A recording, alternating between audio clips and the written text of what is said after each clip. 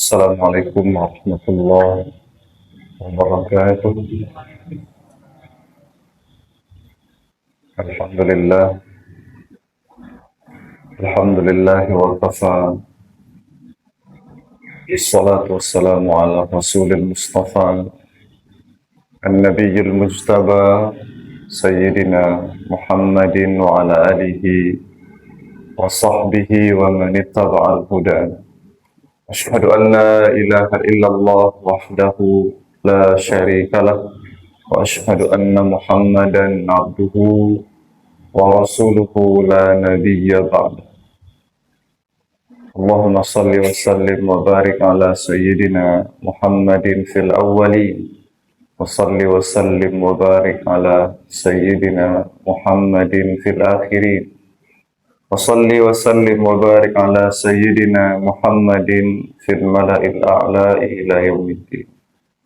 Allahumma ati nufusana taqwaha wa zakkiha anta khairu man zakkaha anta waliyuha wa maulaha.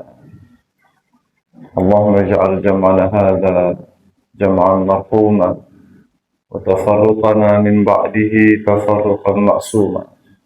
Allahumma la ilma lana illa ma 'allamtana innaka antal alimul hakim.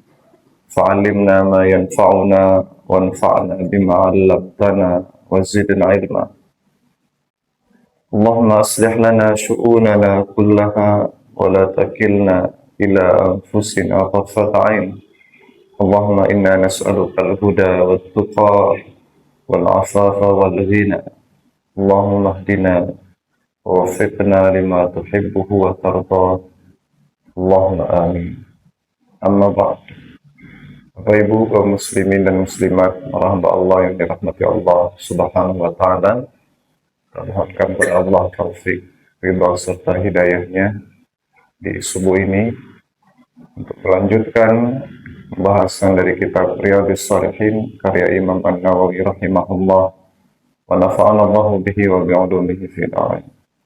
Masih di dalam bab yang ke-44 tentang menghormati, memuliakan para ulama, orang-orang tua, senior, tokoh masyarakat, dan orang-orang yang ahlul fadl, orang-orang yang memiliki kemuliaan di tengah masyarakat.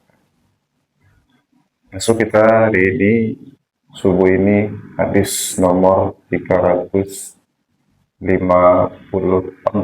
ya, 354. Di mana Imam Nawawi meriwayatkan wa an Abi Musa radhiyallahu taala anhu qala Rasulullah sallallahu alaihi wasallam, dan dari Abu Musa radhiyallahu taala anhu beliau berkata, Rasulullah sallallahu alaihi wasallam bersabda, inna min ijlalillahi ta'ala, sesungguhnya termasuk sikap memuliakan, mengagungkan Allah Subhanahu wa taala, yakni ikram hadis syaibatil muslim, memuliakan orang muslim yang telah beruban, muslim yang telah beruban, sudah tua. Wa hamilil Qur'ani ghairil ghali fihi walal jati anhu. Yang kedua, memuliakan ahli Quran yang tidak berlebihan di dalam mengamalkan Al-Quran dan tidak pula sering dari Al-Quran. Yang ketiga, wa ikrama dzis sultanil muqsid, dan memuliakan orang-orang yang memiliki kekuasaan lagi adil. Haditsun hasanun rawahu Abu Dawud. Hadis hasan diriwayatkan oleh Imam Abu Dawud. Bapak Ibu kaum muslimin dan muslimat, rahmat Allah yang dirahmati Allah Subhanahu wa taala. Hadis 354 ini merincikan kepada kita tentang siapa saja orang-orang yang patut dihormati dan dimuliakan. Bahkan Rasulullah Shallallahu Alaihi Wasallam memasukkan ya,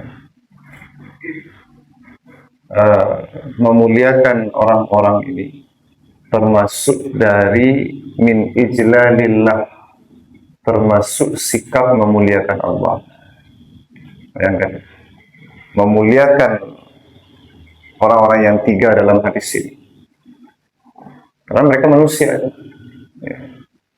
Mereka manusia, tapi memuliakannya bernilai sama dengan memuliakan Allah Subhanahu wa taala. Dapat tingginya itu, bahwa ternyata ada cara-cara memuliakan Allah itu dengan cara-cara memuliakan hamba-hambanya. Memuliakan Allah dengan cara memuliakan hambanya. Memuliakan Allah itu ternyata bukan hanya melihat atau menghadap ke Allah, tapi juga menghadap kepada hamba-hambanya yang dimuliakannya. Jadi tentunya hamba-hamba ini bukan sembarangan hamba, ya, karena dia akan menjadi satu tolak ukur di mana seseorang akan dinilai telah memuliakan Allah. Tentu tidaklah sembarang hamba. Tentu hamba-hamba ini adalah sebelum manusia diperintahkan untuk memuliakan mereka, tentu Allah lebih dulu memuliakan mereka. Nah, begitu. Sebelum Rasul memerintahkan, mengajarkan agar memuliakan orang-orang ini, sebelum itu Allah telah memuliakan orang-orang. Makanya dianggaplah memuliakan mereka sama dengan termasuk memuliakan Allah Subhanahu wa taala. Jadi ini satu sisi adalah Rasul sedang mengajarkan kita, ya perhatikan orang-orang. Di sisi lain ini mengajarkan kita agar kita mendapatkan kemuliaan dari Allah, maka jadilah seperti orang-orang yang ada kategorinya disebut ya di sini. Jadi dua sisi itu. Perhatikan orang-orangnya supaya kita bisa lebih sempurna memuliakan Allah. Sisi lain, perhatikan sifat-sifatnya, coba jadilah menjadi orang, buatlah diri kita menjadi seperti orang itu, masuk dalam kategori orang-orang itu, supaya kita dimuliakan Allah Subhanahu wa taala. Nah, siapa saja mereka? Nah, ya. Sifat ya, 3 orang yang memiliki sifat. Yang pertama, ikrama bi syaibatil muslim ya. Maksudnya ikrama bi syaibatil muslim, memuliakan orang yang beruban, orang muslim yang beruban ya. Bayangkan, nggak mungkin ini di luar jangkauan ini kita. Ternyata baru muslim kemudian beruban, itu dimuliakan Allah. Iya, uban.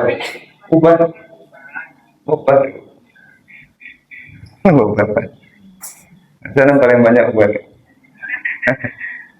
Makin banyak ubannya semakin mulia dia dapat apa.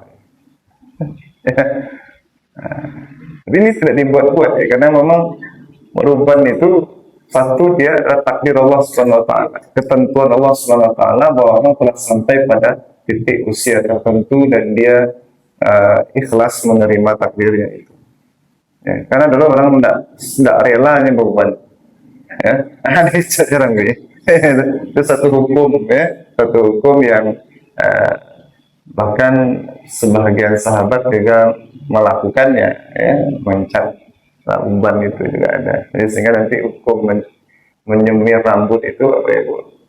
Sebagian ada yang melarang, sebagian ada yang membolehkan. Ya. Itu Kita tidak bicara hukum itu, tapi bahwa orang membiarkan ubannya, nah itu lebih mulia dalam syariat kita ini. Ya. Biarkan, tidak mencabut, ya. Itu lain cerita itu, ya. Nah, itu soal apa ya, kebersihan ya. Ini soal warna ya, soal warna. Karena dalam hadis saya Nabi mengatakan bahwa uban itu cahaya Allah. Ya, uban itu cahaya Allah. Orang beruban itu eh, diberikan kelebihan hikmah, ya, kebijaksanaan di dalam hidup. Terus sekarang kita lihat agak cepat orang beruban dibanding orang tua. Ya, ada umur 30 tahun itu udah berubah. Lalu masuk 20 tahun udah ada putih kepala. Ya. Ini adik kelas itu di 40 terus 40. Nah, itu sudah semua kepala itu sudah putih. Padahal beliau sangat menjaga polisi, ya, dia putih.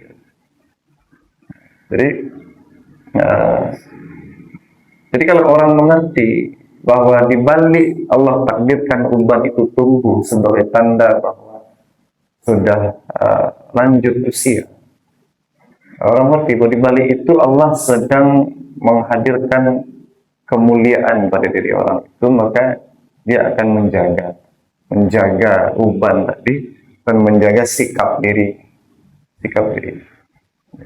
Nah, begitulah Allah menghargai satu proses perjalanan hidup. Tapi dia diberi Rasul begini sifatnya. Disyaibatil muslim, bukan al-muslimi disyaibah.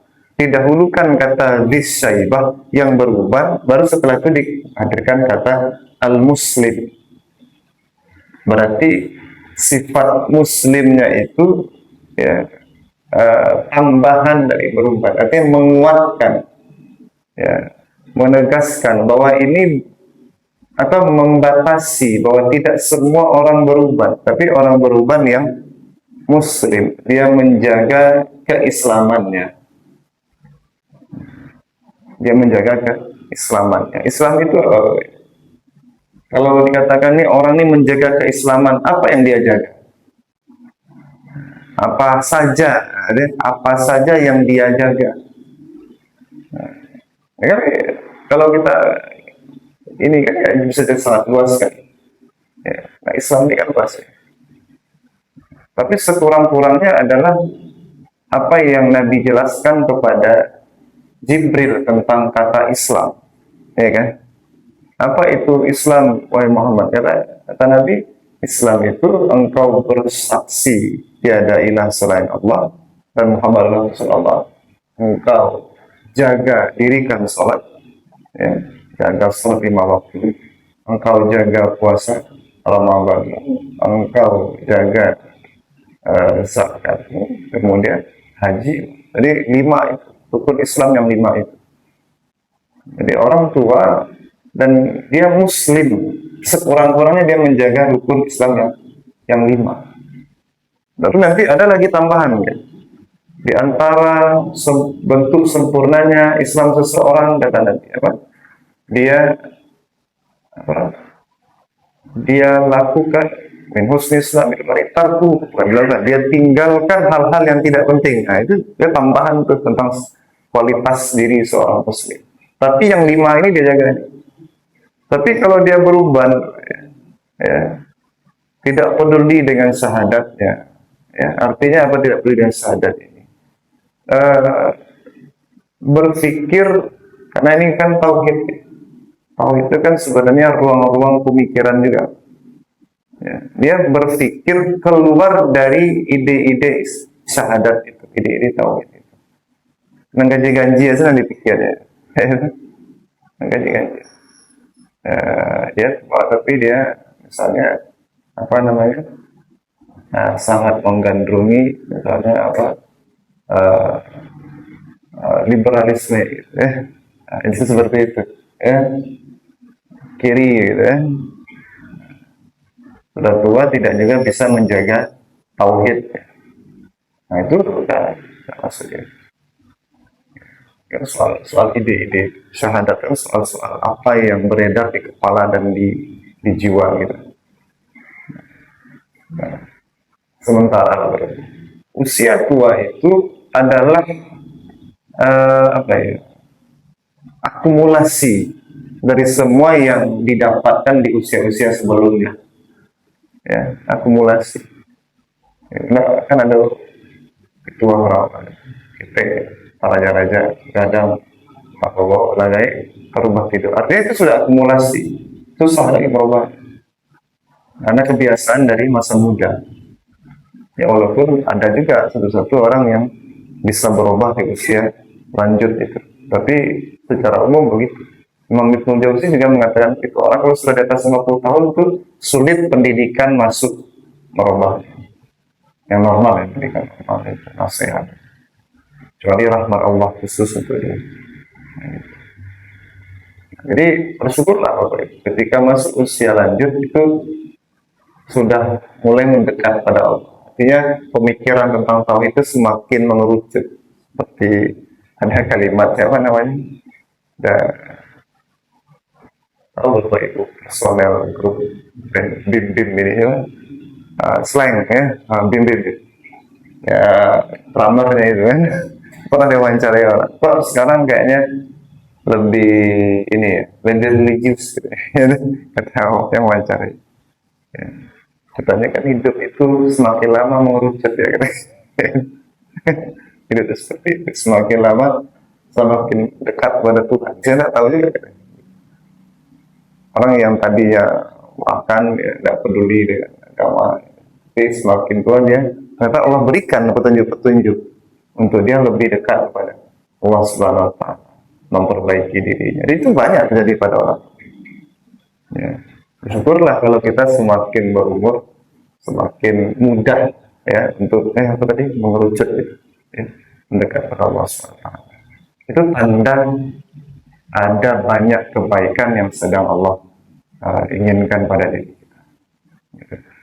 Jadi lebih syaibah itu sahadat kan maksud menjaga sahadat begitu.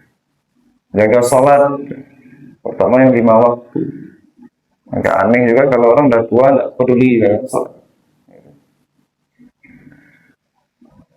Jadi kalau akumulasi dari masa muda dulu yang tidak peduli dengan sholat sehingga di atas umur 60 tahun kemudian juga tidak menyenangi sholat. Itu biasanya orang semakin tua itu semakin banyak jenis sholatnya. Ada sholat beda yang tadi coba ya. Sholat ini coba sholat sunnah, sholat puasa. Nah ini juga unik-unik kami lihat nih. Tidak sedikit orang semakin tua, semakin rentan, semakin susah, semakin kuat puasa. Karena kita ketika muda kemampuan itu diberikan, justru ketika tua sangat ingin puasa, bahkan puasa sunnah. Kita dulu punya almarhum kakek gitu, sudah terbaring ya di atas kasur. Bulan Ramadan tuh nggak mau beliau bayar fidyah puasa gitu. Sudah kita bayar dia fidyah ya, puasa. Gitu. Di atas 80 tahun. Jadi sudah lepas sekali ya. Jalan pun sudah dipapak, lebih banyak di atas kasur. Nah itu bulan Ramadan tetap puasa. Apalah kekuatan yang Allah berikan kepada beliau ini sehingga di kondisi fisik sudah lemah itu masih sangat kuat untuk berpuasa. Sementara kita lihat yang muda-muda kan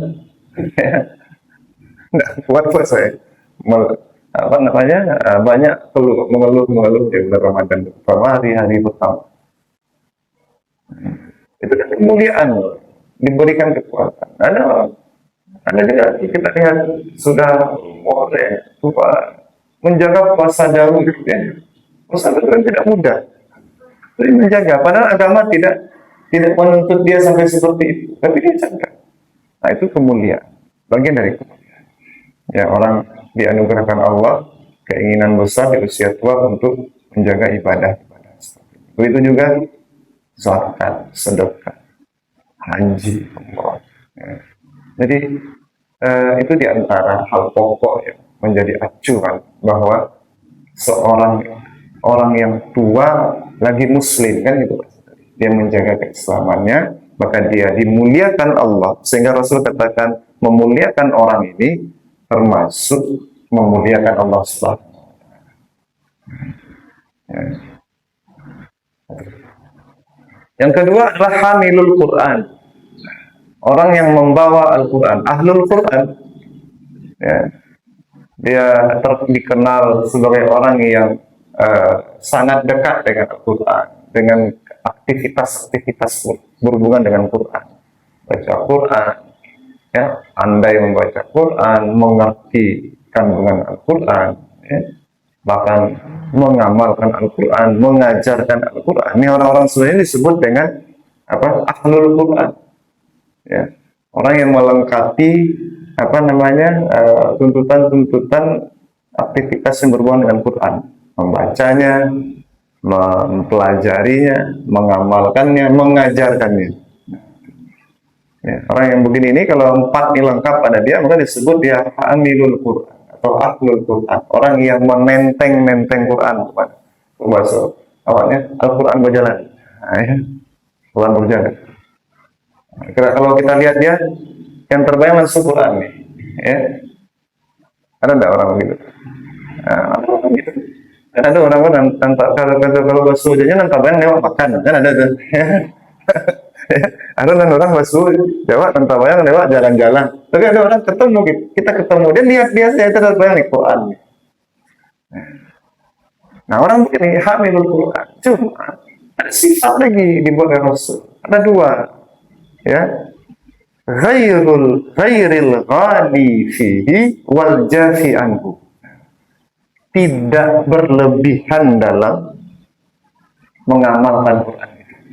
Maksud berlebihannya apa? Keras sekali sehingga menyusahkan diri dan menyusahkan orang lain. Nah, kan ada orang deh, ya, yang begitu dalam menjaga agama ini tidak saja menyusahkan diri orang lain, menyusahkan diri sendiri. Sehingga sepertinya Quran itu berat sekali, sehingga orang melihat dia itu malas gitu. Kenapa? Ya memang ahli Quran, cuma masalahnya adalah kalau kayaknya haram, salah sebenarnya. Susah orang ketemu dia. Malas orang, kenapa? Berat sekali. Quran di tangan itu berat sekali. Jadi. Rasulullah itu kan Al-Quran berjalan. Karena khuluquhul Quran. Akhlaknya adalah Al-Quran. Dia apa? Sikap hidupnya itu semua adalah Al-Quran. Tapi kan orang senang ketemu beliau. Ya. Orang menemukan kebahagiaan ketemu beliau, orang menemukan cahaya, orang menemukan apa namanya solusi-solusi ketika bertemu beliau dengan Quran itu. Bukan tidak wakali kan, tidak sakit kalang-kalang Quran. Nah, makanya ahlul Quran yang bagaimana? Ghairil ghalifi, tidak apa namanya tadi, tidak terlalu keras dia dalam mengamalkan Quran. Cirinya apa? Tidak menyusahkan diri dan menyusahkan orang. Wal jafi'ahu, atau orang yang jafi. Jafi ini kayak orang yang berjarak dengan Quran. Dia punya Quran tapi dia tidak mengamalkan Quran. Kan ada juga ketemu kita tuh. Lai, nah, kan itu bahasa orang ini itu. Lai pada pandai baca Quran. Lai menghafal Quran. Lai belajar Quran, tapi tidak diamalkan. Tidak nampak Quran itu pada dirinya. Ya, bahkan apa namanya gelarnya itu Hafiz misalnya kan, atau gelarnya itu doktor bidang ilmu Al-Quran, kan ada juga gitu. Tapi tidak nampak Qurannya itu, karena banyak kerjanya itu bertolak belakang dengan Al-Quran. Nah itu jafi.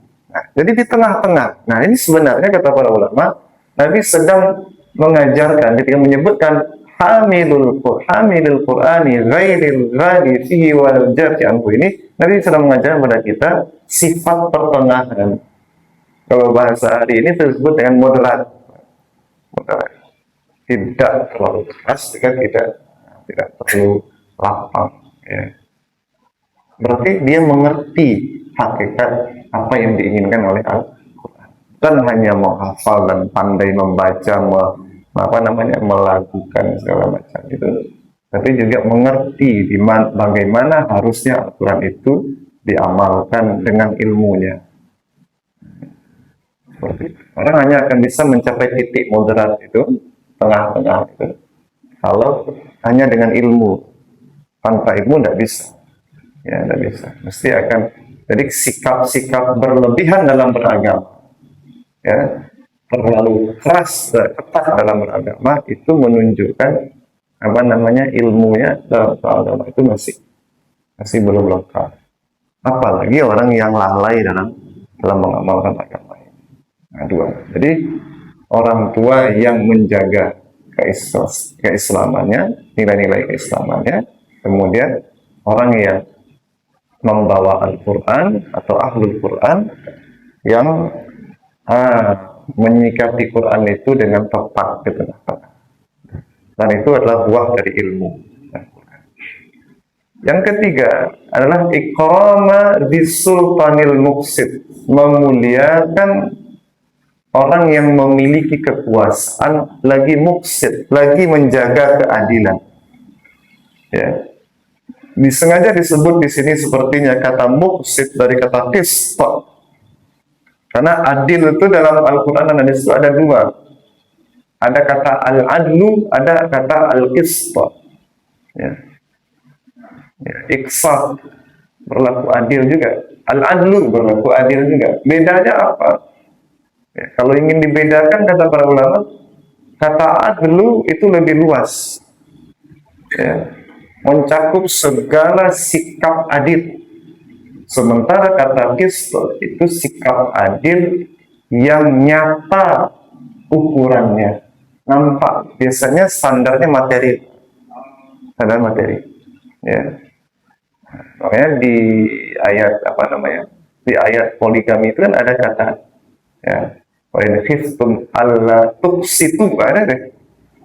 Ya, tidak berlaku adil, tapi katanya qist. Qist itu berlaku adil yang bisa ditunjukkan ukuran keadilannya itu. Saya nafkah, kan materi itu bisa diukur, nampak ukuran. Ini juga pemimpin yang adil di sini. Pemimpin yang adil itu nampak keadilannya itu, nyata keadilannya itu, bisa orang melihat. Ya, jadi bukan karena ada keadilan itu yang tidak bisa dijangkau oleh manusia, ada. Nanti di ayat lain Allah katakan tentang poligami juga bisa itu, ya. Kalian tidak akan bisa berlaku adil kepada istri-istri kalian yang sekian orang itu, ya, walau kalian sangat ingin berlaku adil. Maksudnya apa? Adil yang ada keadilan itu yang tidak bisa dijangkau oleh manusia. Tidak mungkin. Ya, adil dalam bentuk apa? Rasa. Itu susah itu. Tapi kalau adil dalam bentuk, kok dia rumah, kok dia rumah. Kok dia ronda, kan gitu. Itu nampak adilnya itu. Tapi ada adil itu tidak bisa dijangkau. Apa itu? Rasa. Itu nggak bisa dihukum orang dengan rasa. Rasa itu tidak bisa jadi standar ukuran. Nah, keadilan di sini juga begitu. Pemimpin yang adil, artinya apa? Nampak keadilan itu dalam bentuk ada acuan-acuan secara material. Ya, bagaimana pemimpin yang adil itu? Bukan hanya rasa. Okay. Sedang sejahtera, kas negara sedang banyak, maka dia bagi ke masyarakat. Nampak dia bagi ke masyarakat. Dia perhatikan. Ya, dia perhatikan itu memang. Dia perhatikan orang-orang miskin, dia sejahterakan. Nampak berubah dari miskin jadi sejahtera. Nampak. Nah, seperti ini, pemimpin yang seperti ini yang selalu berusaha agar keadilan itu nyata di tengah-tengah kehidupan masyarakatnya. Nah, itu pemimpin yang seperti ini dimuliakan Allah. Maka kita diminta untuk memuliakan orang-orang seperti ini. Ya. Nah, jadi dalam Islam itu melihat pemimpin tidak dalam pandangan negatif terus, tidak. Karena kan ada juga tuh paradigma di dunia ini yang pokoknya kontra dengan pemimpin, pokoknya kontra, kan ada juga. Atau ada yang sebaliknya, pokoknya mengekor kan pemimpin, ada juga. Kan sama tidak. Lihat dulu, kita seorang muslim itu bergerak dalam hidup ini dengan standar dan acuan, bukan personal, bukan personal. Loh, kalau si Anu jadi pemimpin bantu saya tarik tidak gitu, ya. Atau kalau si Anu jadi pemimpinnya salah saya tarik tidak gitu. Kalau dia ketika dia betul ya kita memuliakannya, ketika dia salah ya patut dikoreksi. Seperti siapa dulu?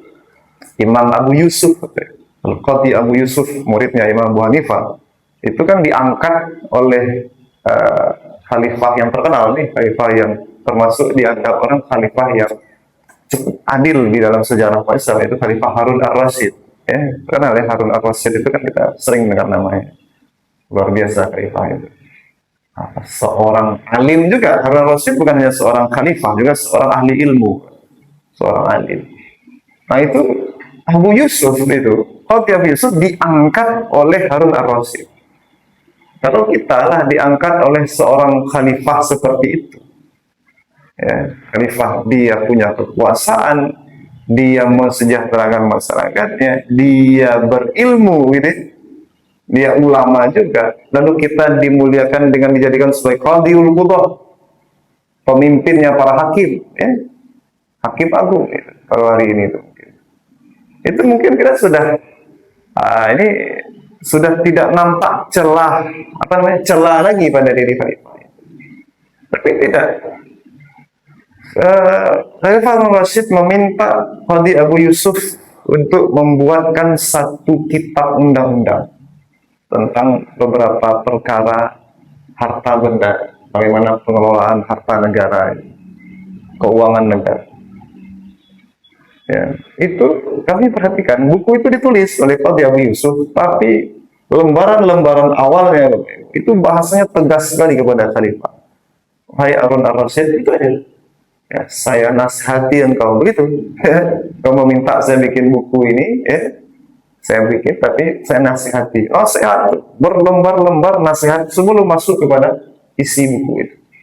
Isinya nasihat kepada khalifah. Tidak segan menasihati Khalifah Harun Ar-Rasyid. Bisa kita temukan hari ini kalau kita baca bukunya, judulnya Al-Kharraj, ya, kenal kitab paling fenomenal ditulis oleh Imam Abu Yusuf, Al-Kharraj, tentang bagaimana mengelola tanah milik negara, aset milik negara. Jadi sebelum itu dikatakan apa? Pak Harun Ar-Rasyid, engkau dapatkan kekuasaan ini bukan karena usaha, ini karena Allah yang memuliakanmu. Tolong dijaga ini nasihati berlembar-lembar. Ya. Jadi mana hakim agung yang berani menasihati pemimpin, presidennya seperti itu, gitu ya. Nah, tapi Ar-Rasyid tidak pernah marah, tidak pernah dia kemudian ini posisi ini, tidak ada. Tetap saja dimuliakan Nabi Yusuf di situ. Nah itu pemimpin yang adil. Ya. Dan Abu Yusuf itu menyikapinya. Kalau dia dalam posisi patut dinasihati, ya dinasihati. Dalam posisi patut dimuliakan dan didukung, ya didukung. Karena Muslim itu bergerak dengan standar acuan, bukan secara dengan standar personal, gitu ya. Jadi 3 kategori orang ini: orang tua yang menjaga keislamannya, orang yang memiliki Quran yang moderat dalam mengamalkan Quran. Kemudian seorang penguasa yang adil. 3 kategori manusia ini dimuliakan Allah dan kita diminta untuk memuliakannya. Ya. Berarti kalau sampai ada di antara kita yang salah sikap di hadapan, salah menyikapi 3 jenis manusia ini, itu dikhawatirkan. Itu bisa mendapatkan kemurkaan Allah, karena orang-orang ini dimuliakan Allah. Nah, kok kita tidak memuliakannya atau justru merendahkannya? Nah, kadang-kadang negeri kita ini kehilangan berkah karena itu. Bisa saja satu masyarakat itu kehilangan keberkahan dari Allah, kasih sayang Allah, itu karena orang-orang yang harusnya dimuliakan tidak dimuliakan. Karena orang-orang yang Allah ingin muliakan justru direndahkan, dihinakan. Kadang seperti itu. Sehingga Allah tidak selera lagi melihat masyarakat ini. Ya kan? para nabi dan rasul. Azab Allah kepada Muhammad terdahulu itu kan ketika apa? Ketika para nabi dan rasulnya direndahkan. Orang yang Allah muliakan tapi kemudian direndahkan. Enggak akan kita berpikir, negeri kaya Indonesia ini yang harusnya bisa menjadi pemimpin dunia, harusnya dengan kekayaan alam, sumber daya alam, bahkan sumber daya manusia kita tidak kalah. Tapi kok bisa kita ini tidak stagnan, gitu, bahkan cenderung menurun. Gitu. Nah, bisa saja kata sebagian guru-guru kita, ya, ini karena ada orang apa namanya hak-hak Allah yang tidak ditunaikan. Misalnya itu kan hak Allah tuh, memuliakan Allah. Di antara hak Allah adalah memuliakan orang-orang yang dimuliakan oleh Allah Subhanahu. Oleh karena itu, guru kami Yusri Jabir itu selalu menasihati, baikkan sangkamu kepada seluruh muslim. Karena kita tidak tahu orang ini adalah orang yang dimuliakan Allah atau tidak. Ya. Kita sedang berhadapan dengan siapa, karena kita tidak tahu kualitas diri orang itu di hadapan Allah. Mungkin di depan kita mungkin biasa. Lagi orang nih, sering apa namanya, palantuang, tersinggung. Jadi jalan itu kadang, ya, kita berpapasan nih dengan mobil atau motor. Ya.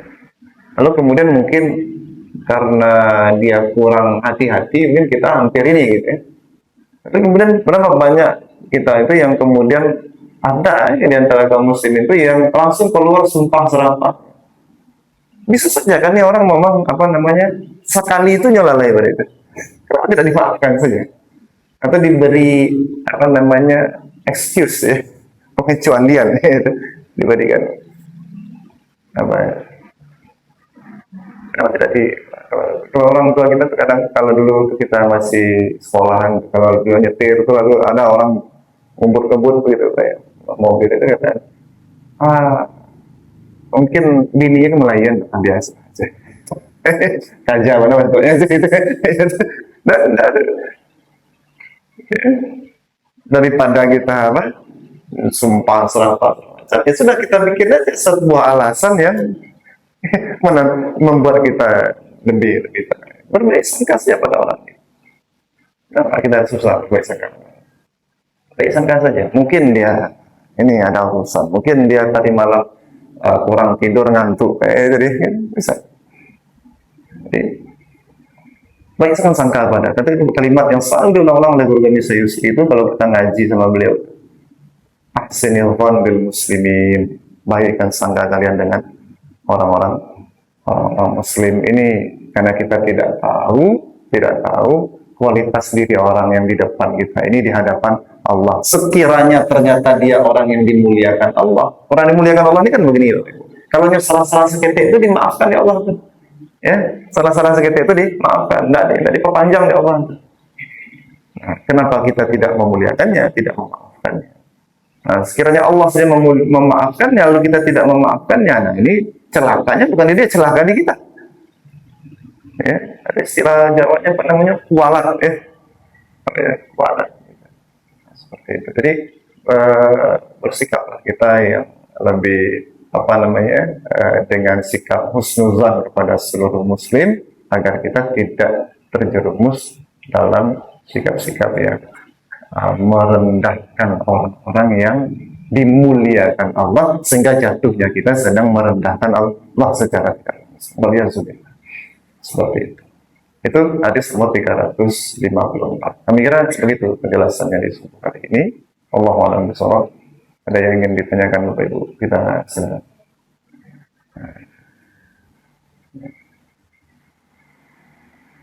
Tidak ada ya? Ya, cukup ya, bisa kita pahami dengan baik mudah-mudahan ya.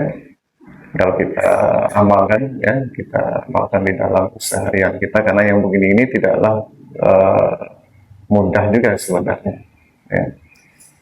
Qul qawli hadza astaghfirullah li wa lakum Allahumma taqabbal minna innaka antas samiul alim wa tub alaina innaka antat tawwabur rahim subhanakallahumma wa bihamdika asyhadu an la ilaha illa anta wa nastaghfiruka wa natubu ilaik. Wa sallallahu ala sayyidina Muhammadin wa ala alihi wa sahbihi wa sallim walhamdulillahi rabbil alamin. Billahi taufiq wal hidayah. Wassalamualaikum warahmatullahi wabarakatuh.